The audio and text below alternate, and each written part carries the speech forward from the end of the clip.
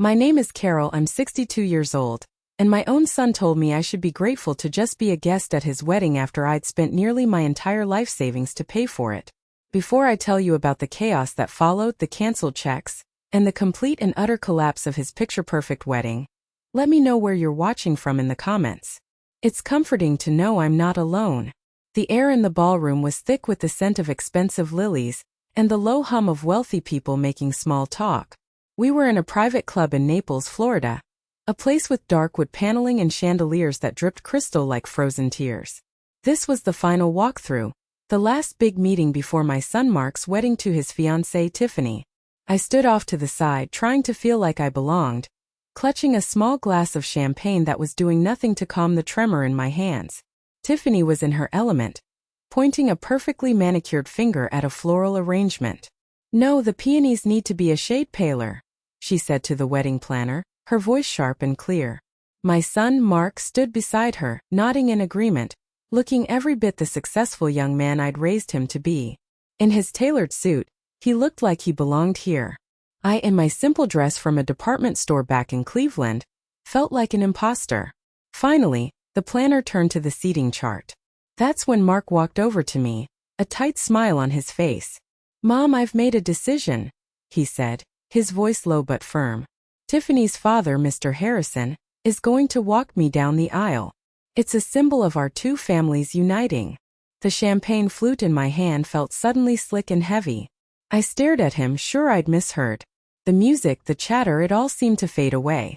"Walk you down the aisle?" I repeated, my voice barely a whisper. "But that's a mother's job. When there's no father." A cold dread washed over me. Tiffany drifted over, her diamond engagement ring catching the light.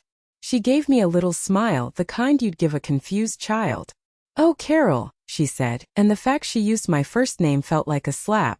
"It just makes more sense this way. It's about the optics of the whole thing." I looked back at my son, my only child. "So what's my role then, Mark?" He wouldn't meet my eyes. He just shrugged, looking at a point somewhere over my shoulder. It was Tiffany who answered, her voice dripping with a condescending sweetness that made my skin crawl. "You'll have a wonderful seat in the front row, Carol. Honestly, you should be grateful to sit in the audience at my wedding. Be grateful to sit in the audience." The words hit me with the force of a physical blow. It felt like a punch to the gut, knocking all the air from my lungs. The gleam of the chandeliers blurred. The hum of the room faded to a dull roar in my ears. Grateful. For what? For being allowed to watch the son I'd sacrificed everything for be handed over to another family, as if I were nothing more than a distant relative who'd bought a ticket? And in that deafening silence, my mind didn't stay in that ballroom. It flew back 34 years, to a cold, sterile hospital room in Cleveland, Ohio. I was 28 years old, holding the hand of my husband, Robert, as the heart monitor beside his bed flatlined. He was gone. Just like that. And I was left with an 8-year-old boy with his father's eyes, a mortgage I couldn't afford, and a future that had just shattered into a million pieces. From that day on, my life was no longer my own. It belonged to Mark. I became a ghost in my own life, a machine fueled by coffee and desperation. I worked double shifts as a nurse, my feet aching, my back screaming, just to keep food on the table. I missed holidays, birthdays, friendships. While other women my age were dating again, traveling, building new lives after a divorce or loss, I was packing school lunches at 5 a.m. and helping with algebra homework at midnight. When Mark was a senior in high school, he got into a great university, but the costs were staggering. There was no college fund. Robert and I never had the chance to build one. There was only one asset left of any value: the small lake house my parents had left me in their will. It was my only piece of inheritance, the only place that held memories of my own childhood. A place I dreamed of retiring to. I sold it without a second thought. I signed the papers, handed over the keys, and never looked back. Every dollar from that sale, every piece of my past, went into his future. It paid for his degree, his first car, the down payment on his first apartment. It paid for the man who was now standing under a crystal chandelier telling me to be grateful for a seat. My mind snapped back to the present. The cold glass was digging into my palm. I looked past Tiffany's smug face and straight into my son's eyes, searching for the little boy I raised, the one whose scraped knees I'd kissed. I saw nothing. Just a stranger wearing his face. I felt the heat rise in my chest, a fire I hadn't felt in 30 years. My hand, the one not holding the champagne flute, clenched into a fist at my side. I took a slow, deliberate breath and opened my mouth to speak. It all started so innocently, 6 months before that disastrous day in the ballroom. Mark called me, his voice buzzing with an excitement I hadn't heard since he was a kid on Christmas morning. "Mom," she said, "yes. We're getting married." My heart swelled. For a moment, all the years of struggle, all the lonely nights, it all felt worth it. My son was happy. That's all I'd ever wanted. I adored Tiffany at first. She was beautiful, polished, and seemed to make Mark so incredibly happy. When he brought her home to Cleveland for the first time, she charmed me, complimenting my small, cozy house and the roast I'd spent all day preparing. She came from a world of wealth I could only imagine. Her father was in finance, her mother on the board of several charities. They had a sprawling home in a gated community in Florida. I thought, good. He'll have the security I could never fully give him. The joy lasted until the wedding planning began. The first red flag was the location. "Mom, we've decided to have it in Naples," Mark told me over the phone. "It just makes sense. Tiffany's family is all there, and they have the connections." My heart sank a little. All of our family, my sister Diane, our cousins, the friends who had watched Mark grow up, were in Ohio. But I swallowed my disappointment. "Of course, dear. Whatever makes you happy." Then came the first request. It was a casual drop in a conversation about venues. "Mom, the Harrisons are being so generous. They're covering the entire honeymoon in Bora Bora. But the deposit for the country club is due next week. And it's $20,000. We were hoping you could help us out." $20,000. That was nearly half of what I had left in my retirement savings after putting him through college. I hesitated for a second, my mind racing. "Mark, that's a lot of money for me." His voice changed.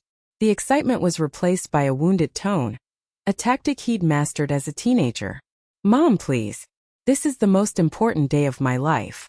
I thought you'd be happy for me. Tiffany's parents are doing so much. I wanted my mom to be a part of it too." And there it was. The guilt. The emotional blackmail wrapped in a pretty bow. I closed my eyes, pictured his smiling face, and said the words I always did. "Okay, honey. Of course. I'll transfer the money." That transfer opened the floodgates. It was like they saw me not as a person, but as a bank account with a mom label. The calls became a weekly ritual. "Mom, Tiffany found the perfect photographer. But he's $10,000 and needs half up front." Click. The sound of my mouse transferring the money. "Mom, the florist for the reception is $12,000. Tiffany says you can't put a price on memories." Click. "Mom, we booked the band. They played at the governor's ball. They're only $8,000. Click. Each time I felt a knot tighten in my stomach. I started eating simpler meals, turned the heat down in my house, stopped buying the little things that brought me joy. I was living on a shoestring budget so my son could have a fairy tale wedding. My sister Diane saw it happening. "Carol, are you sure about this?" She asked me one afternoon over coffee. "This is your retirement. What about your future?" "It's for Mark," I'd say, more to convince myself than her. "He's my only family. This is what mothers do." The biggest check was for the wedding planner. $15,000. When Mark told me the amount, I actually gasped. "Mark, honey, do you really need a planner that expensive?" "Mom," he said, his voice laced with exasperation. "This isn't some backyard barbecue in Ohio. This is a Harrison wedding. There are standards. Tiffany is used to a certain level of quality. Don't you want me to fit in?" That one stung.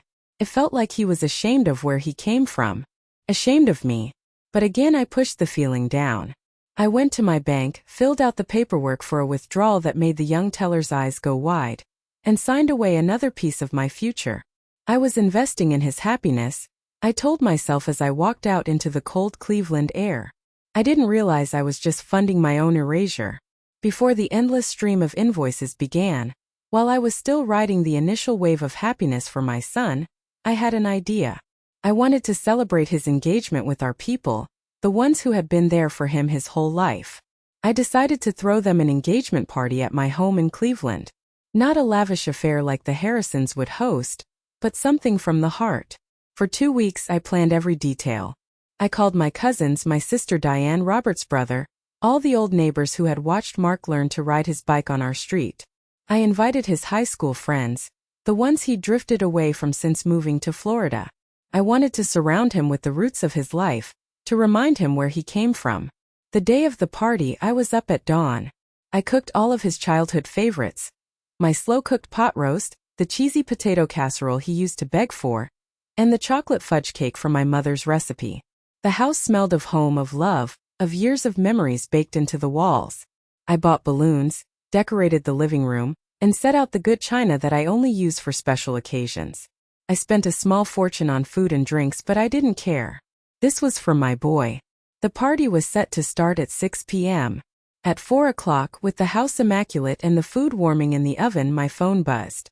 I smiled, expecting it to be Mark saying they were on their way from the airport. It was a text message. From Tiffany. My heart sank before I even read the words. Not a phone call. A text. And not even from my son. It read, "Hi Carol. So sorry, something has come up. My parents just got last-minute tickets to a very important charity concert tonight. And it's a huge networking opportunity for Mark. We won't be able to make it to Ohio after all. Hope the party is fun. Exotiff." I read the message once. Then twice. Then a third time. My vision blurred. The phone felt impossibly heavy. They weren't coming. They weren't coming because of a concert. A networking opportunity. I sank down onto a dining chair, the one Robert used to sit in. The balloons seemed to mock me with their cheerful colors. The smell of the pot roast suddenly made me feel sick. 40 people were about to walk through my door, expecting to celebrate with the happy couple. And the guests of honor had just canceled via text message, 2 hours before it started. The doorbell rang.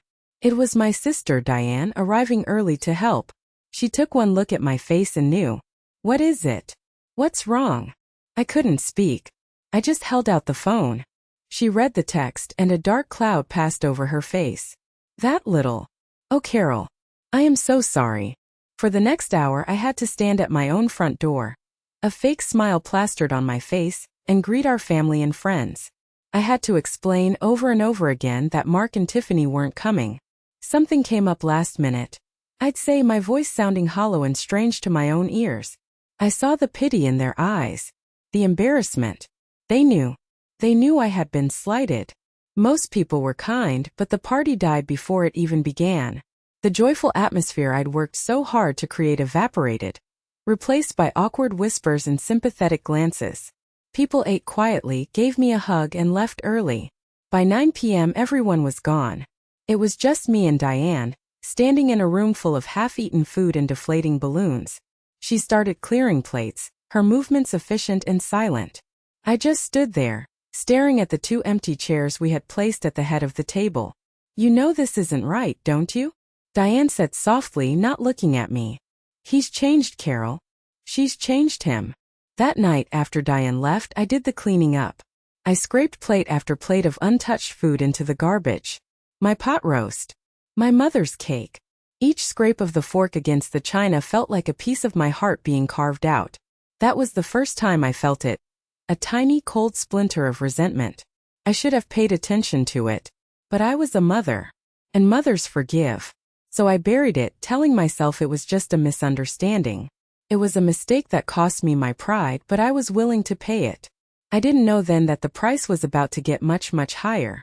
The week before the wedding felt like a slow-motion train wreck. I was powerless to stop.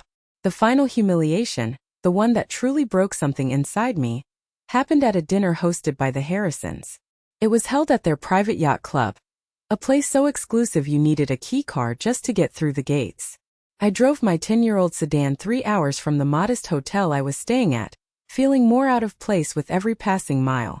When I arrived, a valet condescended to park my car among the fleet of Mercedes and BMWs.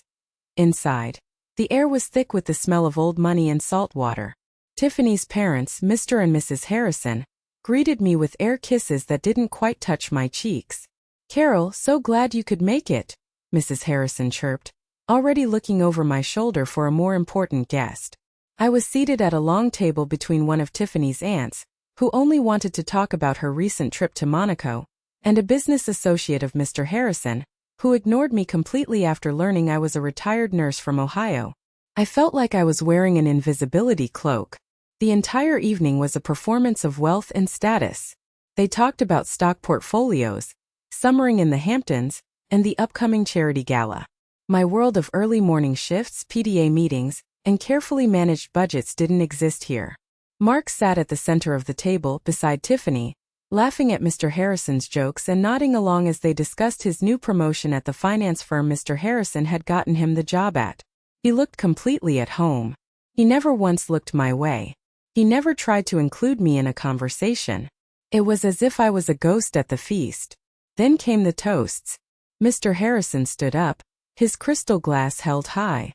"To my new son, Mark," he boomed, his voice full of practiced charm. "We are so thrilled to welcome you into our family.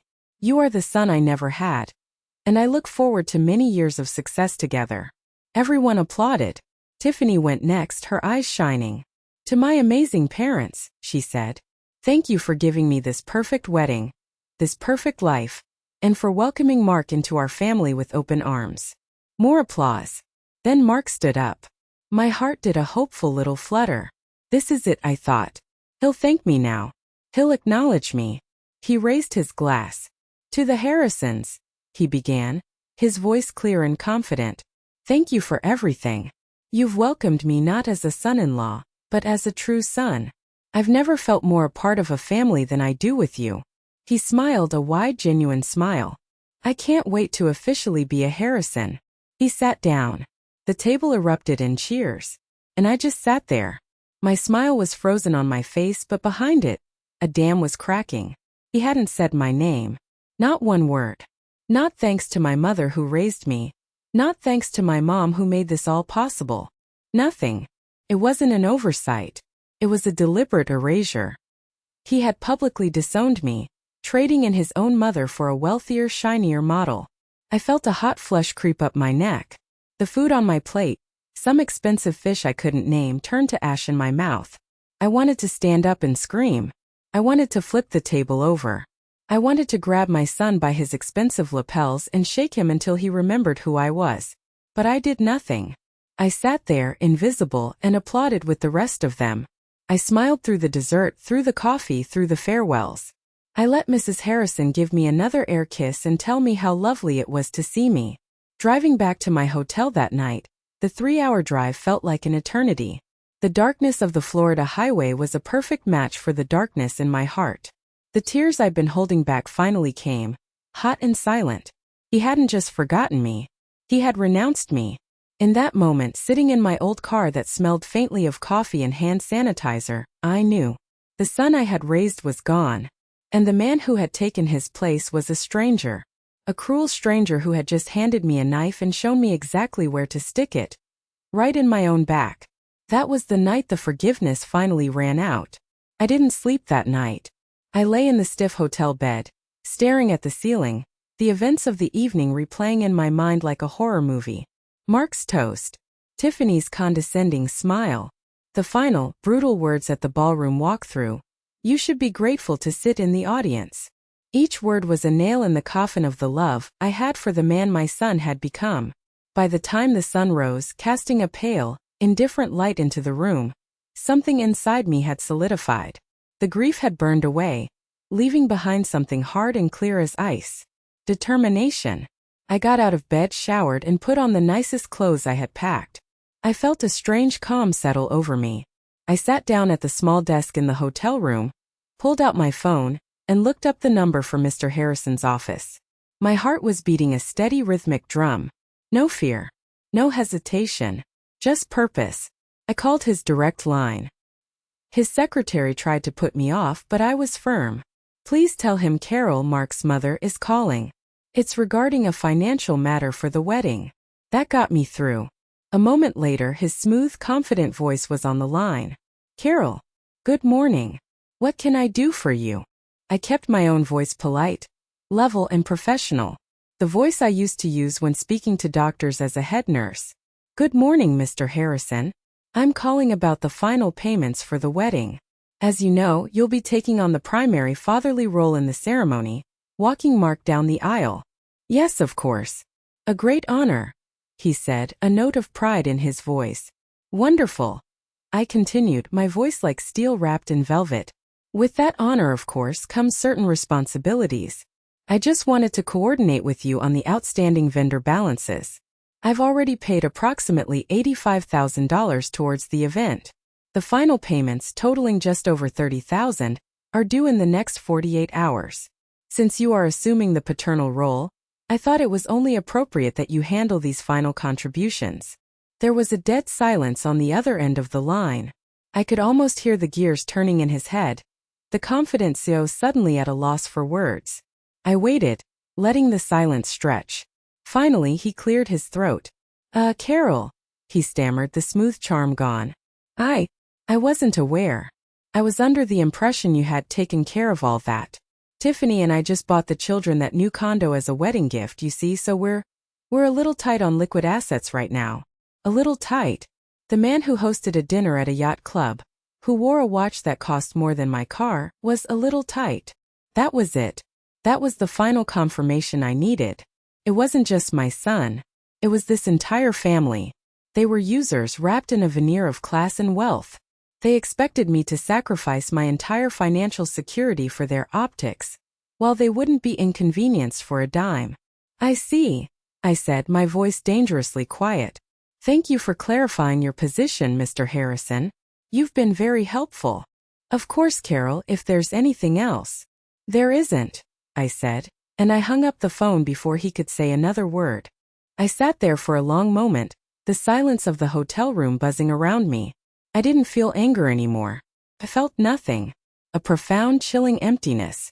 And in that emptiness, a plan formed. It was simple. It was brutal. And it was just. I opened my laptop.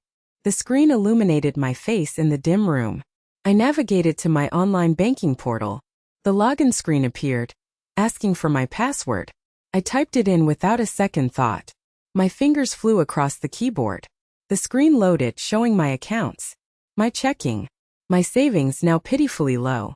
And a tab that read scheduled payments.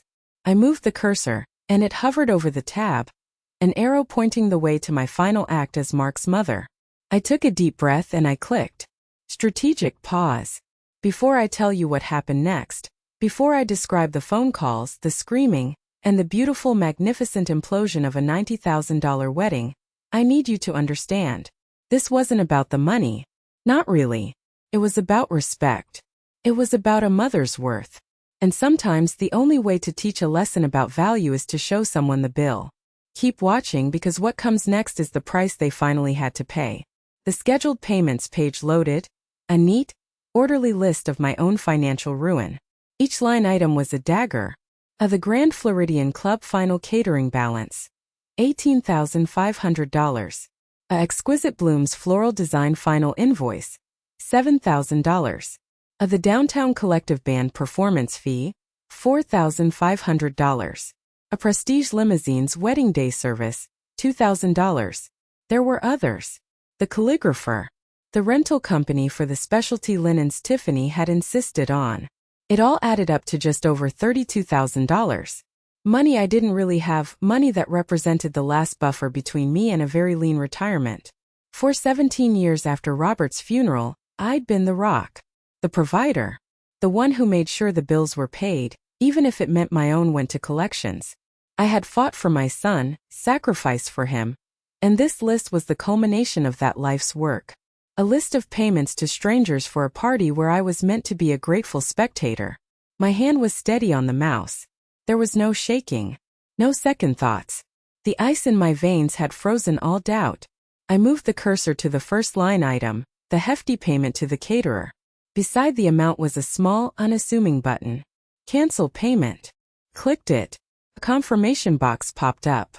Are you sure you want to cancel this scheduled payment? It asked, a final digital checkpoint before the point of no return. My finger pressed down on the mousepad. Click. The line item vanished from the list. A small green notification appeared at the top of the screen. Your payment has been successfully canceled. A wave of something powerful washed over me. It wasn't anger. It wasn't sadness. It was power. For the first time in what felt like a lifetime, I was in control.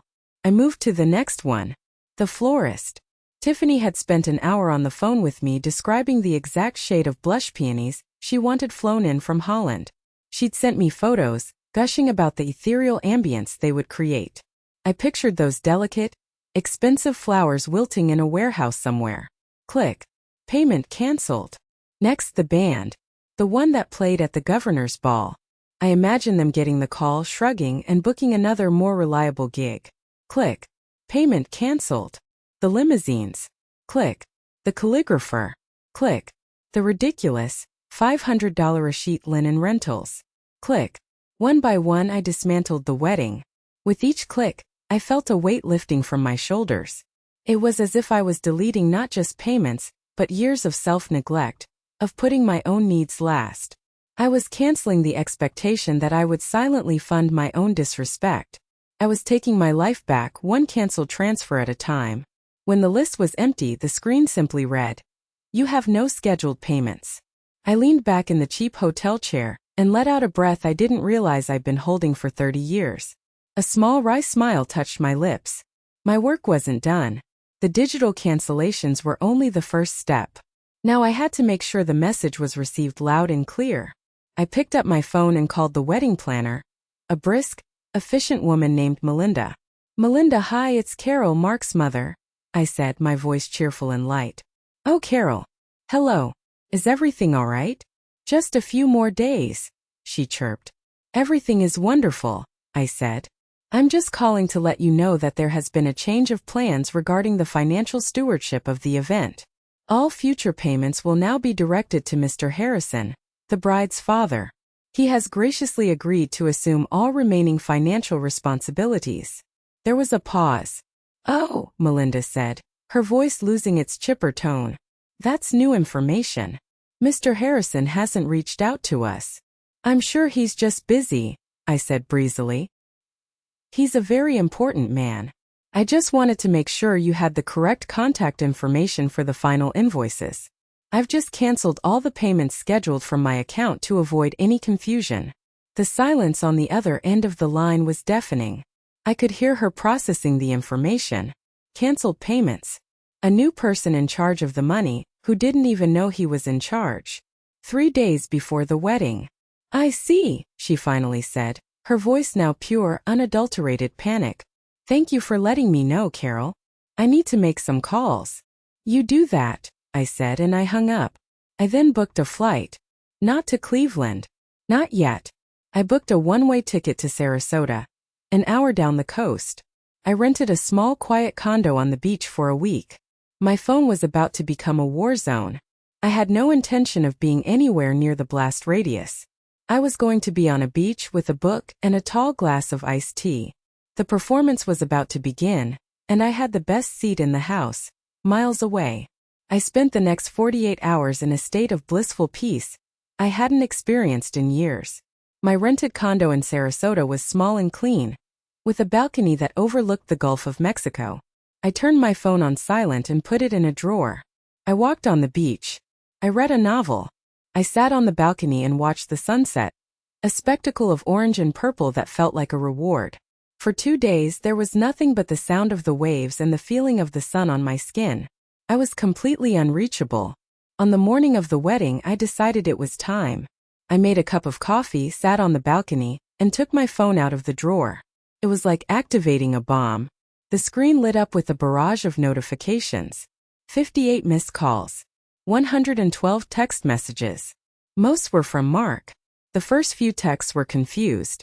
"Mom, where are you?" The planner called, said there's an issue with the caterer? "Call me." Then they grew more frantic. "Mom, seriously, call me back. The florist just backed out. What is going on?" Then came the anger. "I know you did this. You're trying to ruin my wedding. How could you be so selfish?" Tiffany's messages were even more vitriolic. They were a stream of pure, unfiltered rage, full of insults and threats that I won't repeat. And then there were the calls from numbers I didn't recognize. The wedding planner, the caterer, even a few from Mr. Harrison. I took a slow sip of my coffee, the warm morning air washing over me. I ignored the texts. I ignored the missed calls. I waited.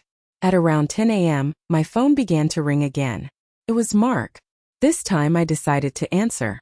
I let it ring 3 times, then picked up. "Hello," I said, my voice calm and neutral. "Mom." His voice was a raw scream of panic and fury. "Where are you? What have you done?" I held the phone slightly away from my ear. "Good morning, Mark. It's a beautiful day here." "A beautiful day. My wedding is ruined. The caterer won't show up without a certified check for $18,000. The band is gone. The flowers, Mom, the flowers are cheap carnations from the grocery store. The entire thing is falling apart."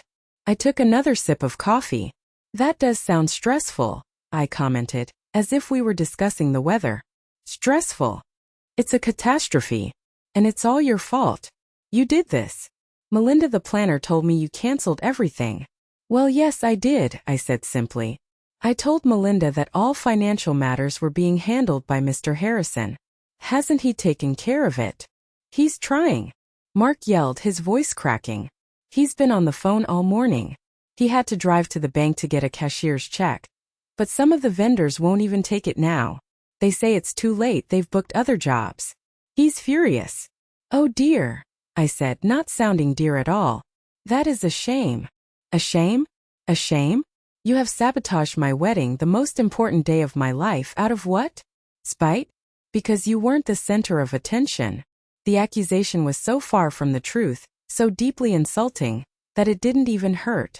It was like being stung by a gnat. I felt nothing but a distant pity for the boy on the other end of the line, the boy who couldn't see past his own reflection. "No, Mark," I said, my voice finally losing its lightheartedness and taking on a cold, hard edge. "I didn't do it out of spite. I did it because I was following your fiancée's instructions." "What are you talking about?" he spat. "She told me I should be grateful to sit in the audience," I said, the words hanging in the air between us. "So that's what I'm doing. I'm sitting here miles away in the audience. And I'm leaving the fatherly duties, including paying the bills, to the man you chose to perform them. You can't have it both ways, honey. You don't get my money and my sacrifice and then assign my role to someone else. The role and the responsibility are a package deal." There was a stunned silence on his end. I had taken his narrative of the selfish, spiteful mother and turned it back on him with cold, simple logic. "Now," I continued, my voice firm, "I am going to finish my coffee and enjoy this lovely morning. I suggest you go and enjoy your wedding. It is, after all, exactly the one you and the Harrisons have paid for." Before he could respond, I hung up. I blocked his number. Then I blocked Tiffany's. I sat there on the balcony, listening to the gentle crash of the waves, and for the first time in my life, I chose my own peace over my son's chaos. I had assumed that hanging up on Mark would be the end of the direct communication. I had made my position clear. The consequences were now theirs to manage. I underestimated the sheer, boundless audacity of Tiffany. About an hour after my call with Mark, my phone rang again.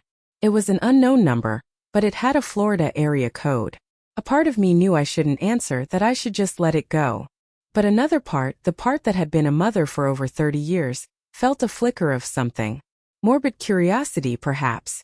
I answered. "Hello. You think you're so clever, don't you?" The voice was venomous, a low hiss of pure rage. It was Tiffany. I sighed. "Tiffany, I have nothing more to say to you. I've already spoken to Mark." "Oh, you'll listen to me, you miserable old woman," she snarled. "You have single-handedly tried to ruin the most important day of my entire life. My parents are humiliated. My friends are whispering. This was supposed to be perfect." "Perfection costs money, Tiffany," I said, my voice flat. "Money your family seemed unwilling to spend until their reputation was on the line." "This isn't about money," she shrieked, and the lie was so blatant it was almost funny. "This is about you being a bitter, jealous crone who couldn't stand to see her son happy with a woman from a better family." I stayed silent, letting her rant. It was like listening to a toddler throw a tantrum. The words had no power over me anymore. "My father is down there right now, writing personal checks to a D-list DJ who smells like stale beer because you canceled the real band. We are having sandwiches for dinner." "Sandwiches? At a Harrison wedding?" she screamed. her voice pitching higher with every word. That sounds unfortunate, I said calmly. My calmness seemed to enrage her further.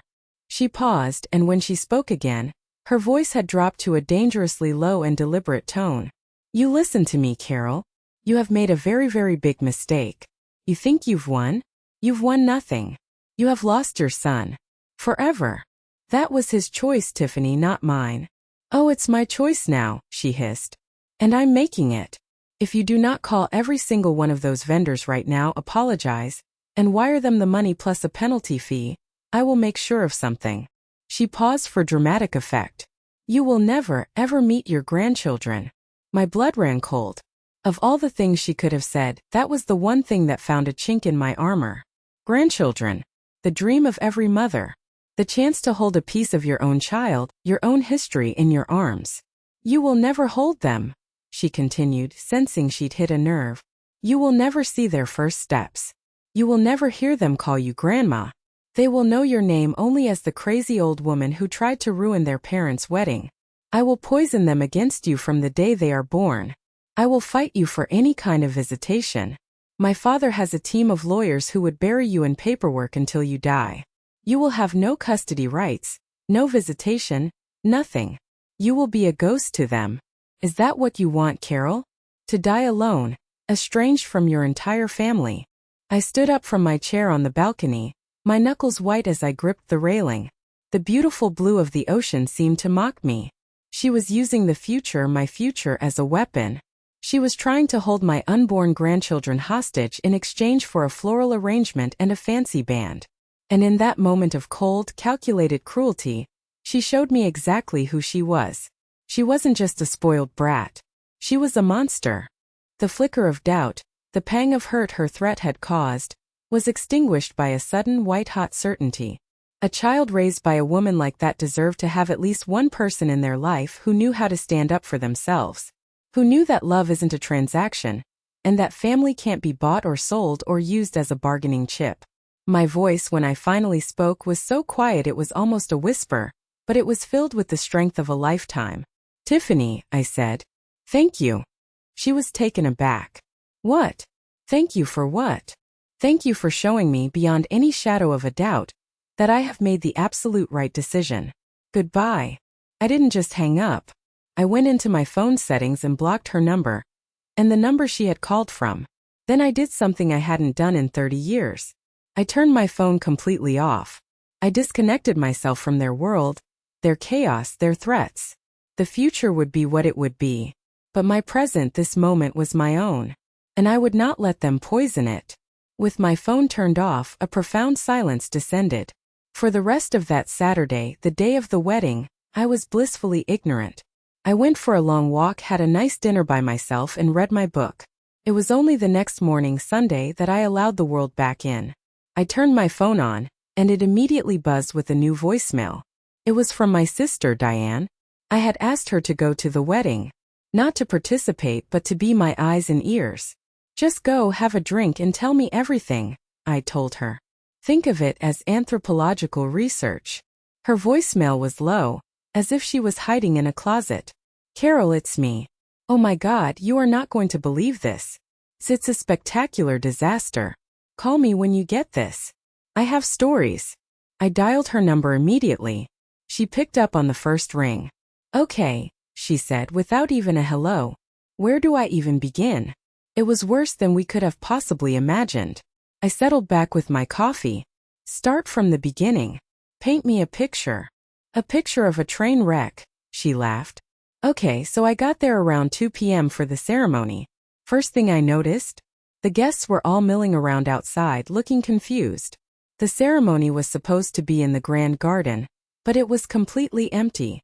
No chairs, no flowers, nothing. What happened? I asked. Apparently, the rental company for the chairs and the archway refused to unload their truck until they got a certified check. Mr. Harrison had to physically drive back to his bank, which was a 40-minute round trip, while all the guests just waited. I took a slow sip of coffee. Oh dear. It gets better, she continued, warming to her story. While he was gone, the floral situation became apparent. You know those grand, cascading arrangements Tiffany wanted? Well, they were replaced by a few sad-looking buckets of white carnations and baby's breath. The kind you get at a gas station. Tiffany apparently had a full-blown screaming meltdown in the bridal suite.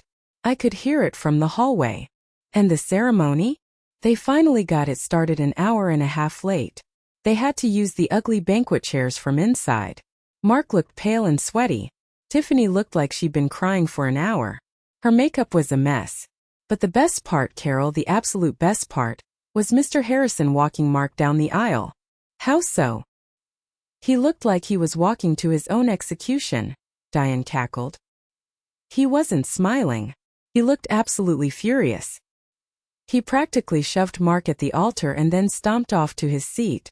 The whole uniting of two families thing looked more like a hostile takeover. And the reception?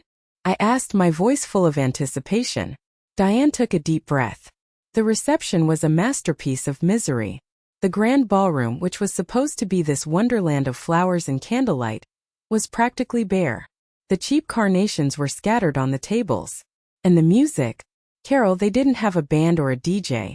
They had some pimply-faced nephew of the Harrisons playing a Spotify playlist off his phone through a single Bluetooth speaker. I choked back a laugh. No. Yes. The first dance was to some pop song that kept buffering. It was excruciating to watch. But the food, Carol. The food was the piece de resistance. They had sandwiches, Tiffany said. Sandwiches is a generous term, Diane corrected. They were platters of dry turkey and ham on white bread, cut into little triangles, and a giant bowl of potato salad. The caterer, who looked like he wanted to murder someone, had downgraded their 5-course gourmet meal to a sad picnic spread. The bar ran out of champagne in 30 minutes, and then switched to a cheap white wine that tasted like vinegar. I saw one of Tiffany's bridesmaids pour her glass into a potted plant. We both burst out laughing. People started leaving an hour in, Diane said, catching her breath. By the time they brought out the cake, which was clearly a sheet cake from Costco with some lopsided icing flowers on it, more than half the guests were gone. It was a total and complete humiliation. All played out in front of their richest and most influential friends. I felt a giddy sense of relief. It wasn't just that my plan had worked. It was that their true character had been exposed. You can't buy class. You can't buy dignity. And when the money ran out, all they were left with was a plate of dry turkey sandwiches and a room full of people who saw them for what they truly were. But what about Mr. Harrison? I asked Diane, my curiosity piqued. What was he doing through all of this? Diane let out a low whistle. Oh, Carol. His performance was Oscar-worthy. The man went through all 5 stages of grief in about 3 hours. Right there in public. Tell me everything, I urged. Okay, so stage 1, denial. Diane began, settling in. When he got back with the check for the chair company, he was still in his blustery CEO mode. He was barking orders, trying to pretend this was all just a minor logistical hiccup. He walked around with this fixed smile, telling everyone, just a little mix-up with the vendors, we'll have it sorted in a jiffy. He was trying to project control, but you could see the panic in his eyes. I can picture it, I said. Then came stage 2, anger, she continued. That hit right around the time he saw the Costco cake. I was standing near the kitchen entrance when the caterer, this big, burly guy with a mustache, cornered him. He was waving an invoice in Mr. Harrison's face. This check you gave me covers the sandwiches, but it doesn't cover my staff's overtime for this nightmare, he was shouting. Mr. Harrison's face turned this incredible shade of purple. He was hissing back at the guy. I will ruin your business. You have no idea who I am. What did the caterer do? He just laughed. He said, I know exactly who you are. You're the guy whose check better not bounce. Then he walked away. Harrison just stood there steaming. I swear, I thought he was going to have a stroke. Goodness. Next up, stage 3, bargaining, Diane said, clearly enjoying herself. This was after the bar ran dry. Mrs. Harrison was in tears, and Tiffany was nowhere to be found, probably crying in the bathroom again. Mr. Harrison went up to the pimply-faced DJ nephew. I saw him pull out his wallet. He was trying to bribe the kid to go on a beer run. He was saying, I'll give you $500 cash right now if you go to the store and buy every case of champagne they have. The kid just looked at him like he was crazy and said, Dude, I can't leave. I'm the music. I was clutching my stomach, laughing so hard I could barely breathe. But then came stage 4 depression. Diane's voice grew a little more serious. That was the saddest part to watch. After most of the guests had fled, he was just sitting at the head table by himself. Mrs. Harrison was off consoling Tiffany. Mark was, well, I don't know where Mark was. And Harrison was just sitting there, staring into space, with a plate of potato salad in front of him. He looked defeated. The powerful CEO was gone. He just looked like a tired old man who had been publicly humiliated. He looked small. For a second, I almost felt a pang of pity for him. Almost. And finally, Diane said, her voice dropping to a whisper. Stage 5 acceptance. Or well, his version of it. Right before I left, I saw him talking to his brother. I couldn't hear everything, but I heard a few key phrases. I heard him say, "No idea she paid for all of it." And, "My daughter is a spoiled brat.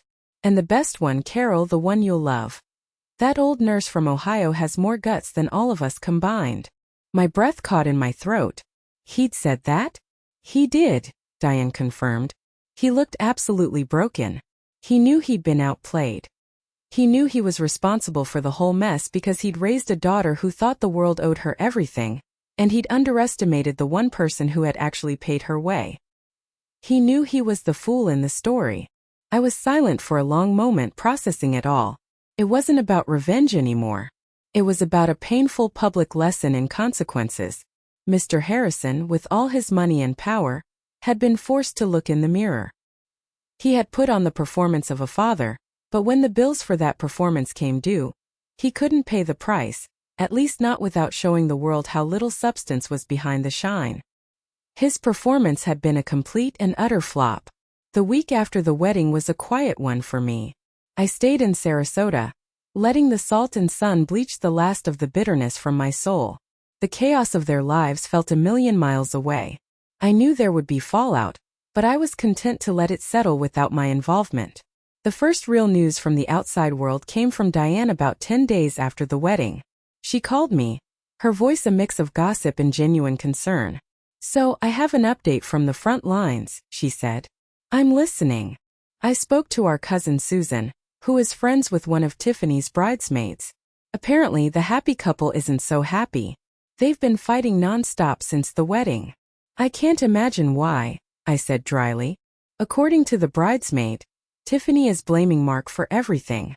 She's calling him weak for not being able to control his mother. She's furious that her family name was humiliated.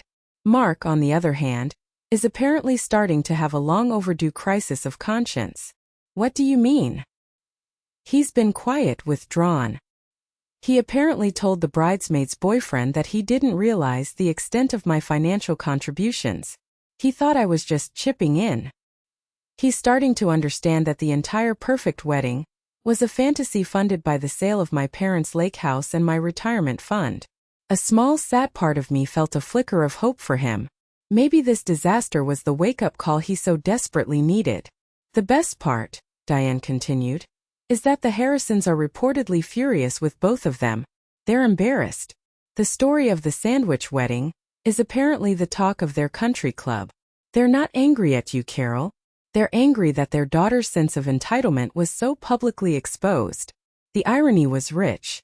They weren't mad about the greed itself, only that it had been made visible to their peers.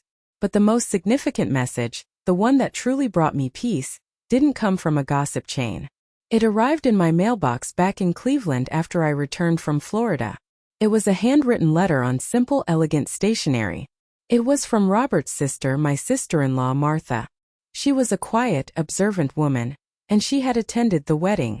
I sat in my favorite armchair, the afternoon sun streaming through the window, and opened the envelope. "Dearest Carol," the letter began, "I am writing to you because I know you must be feeling isolated right now, and I want you to know that you are not. I was at the wedding on Saturday. I saw the whole pathetic display.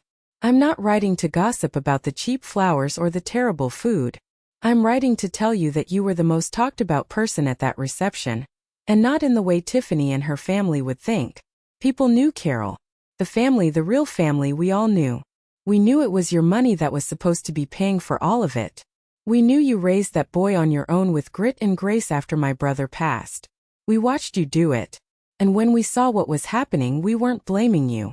We were raising a silent toast to you. Several of us were sitting together, watching Mr. Harrison run around like a fool, and your cousin Ed said, "Good for her.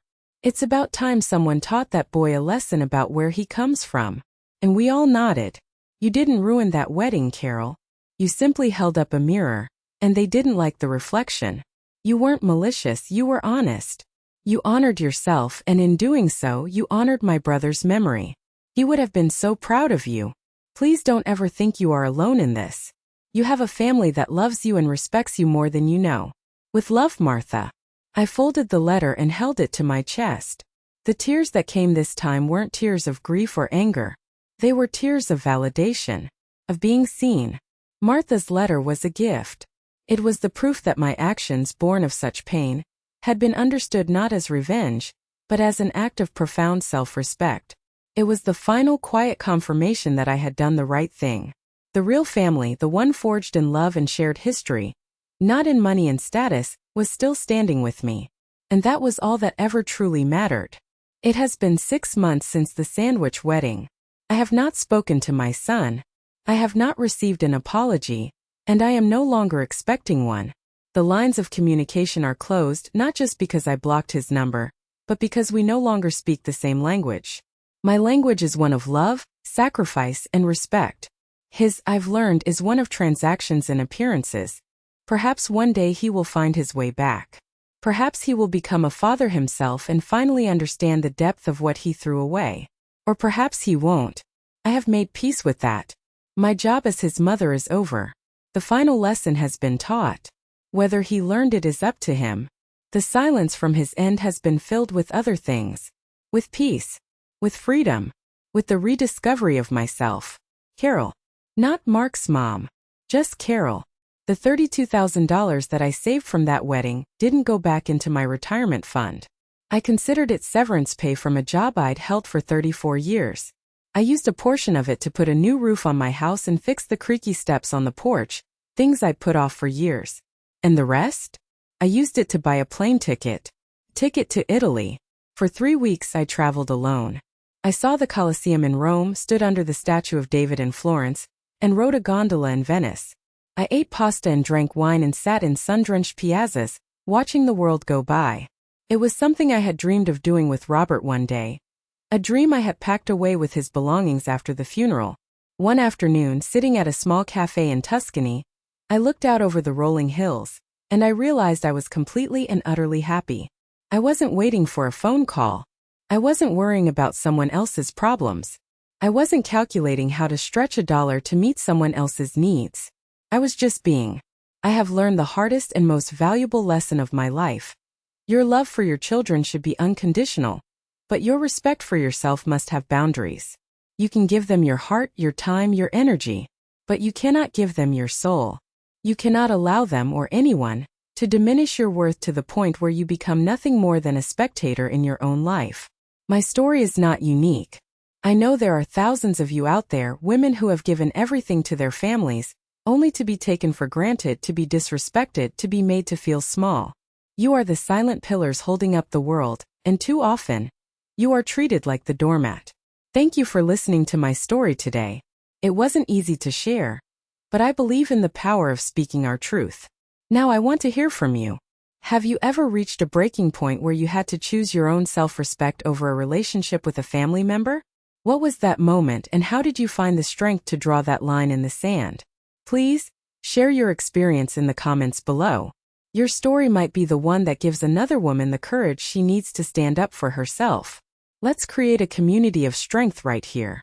And if my story resonated with you, please give this video a like and subscribe for more stories about real life, real struggles, and the real strength it takes to overcome them. You are not alone.